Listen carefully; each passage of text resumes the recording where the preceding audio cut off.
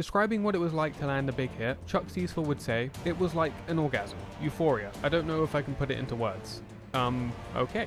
Chuck Cecil's career in the NFL was short, but his impact was long-lasting.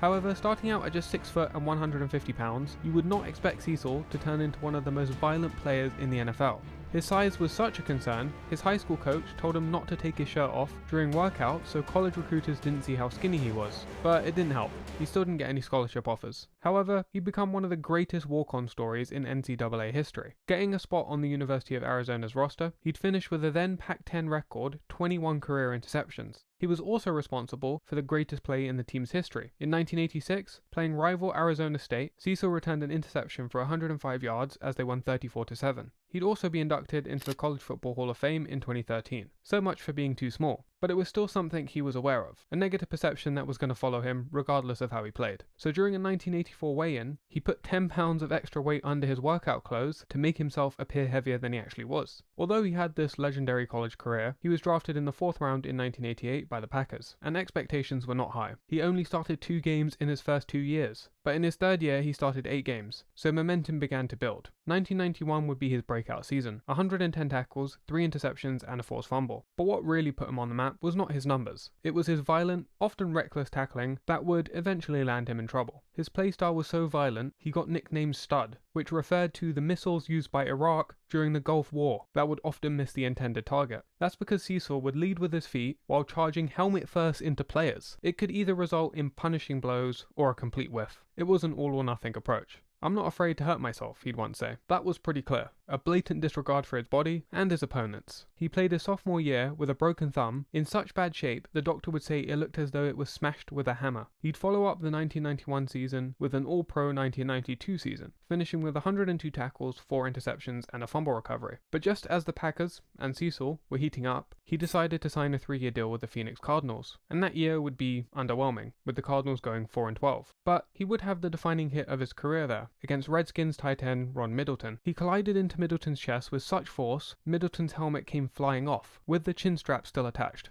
As a Sports Illustrated article put it, Middleton crumples around Cecil like a crash test dummy around a telephone pole. As Cecil stood over the 260-pound receiver, Middleton would later recall he was woofing. It was also a drive-ending tackle, and the Cardinals would end up winning the game 17-10. Even though the play didn't draw a flag, Cecil would be fined $30,000, which was then the largest non-suspension fine ever, and that's because he had 2 hits that game, leading with his helmet. This brought the battle between Cecil and the NFL's attempt to prioritize player safety to a climax. That's because Cecil had been fined by the league several times already for knocking out at least 4 players. He even hit his own teammates with the same intensity, forcing the Packers to institute a $1,500 fine for every player that was injured. But it was hard for Cecil to completely change his playstyle. He'd been knocking out players since college, and yeah, even his own teammates. It wasn't that he was trying to knock people out, he just played with such intensity that it was an unfortunate outcome. He'd been told from a young age that he was too small to play football. His parents didn't even allow him to play till his junior year of high school, so he showed his value in other ways. When he finally got to play in high school, he'd pester his coach, "When are we having hitting drills?" And then when they did, he injured 3 of his own players. But that was part of the value that he added. When tackling, he drove himself through the opponent with several metric tons of force.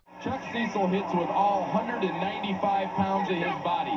He doesn't leave anything behind. He'll hit you with his shoelaces. Now Cecil was a solid football player. Despite being small and on the slower side, he played hard, had a good football IQ and excellent anticipation. But without the freedom to play like he did, his value would diminish. Despite the fine, Middleton himself was indifferent. He bounced up after the hit, gave Cecil a handshake, and said good leg. Even Redskins coaches disagreed with the fine. "I think we've kind of opened a Pandora's box. I hope we don't change the game. I'm for clean football. Things happen so fast that sometimes you hit with a little bit at the top of your helmet. It's unavoidable." Well, he was right. A Pandora's box would open. That hit would land him on the cover of Sports Illustrated, with the title, "Is Chuck Cecil Too Vicious for the NFL?" At this point, Cecil's days were numbered. Even though he wore a larger, padded helmet for extra protection, he got a lot of concussions. Cecil would eventually move on to coaching, where he still showed he had that fire, but the NFL was probably happy to see him leave. Not one to hide his frustration, Cecil would give officials the bird for a penalty when he was defensive coordinator of the Titans. Caught on live camera, he'd be fined $40,000. And working with his alma mater, he still enjoys getting his forehead bloody.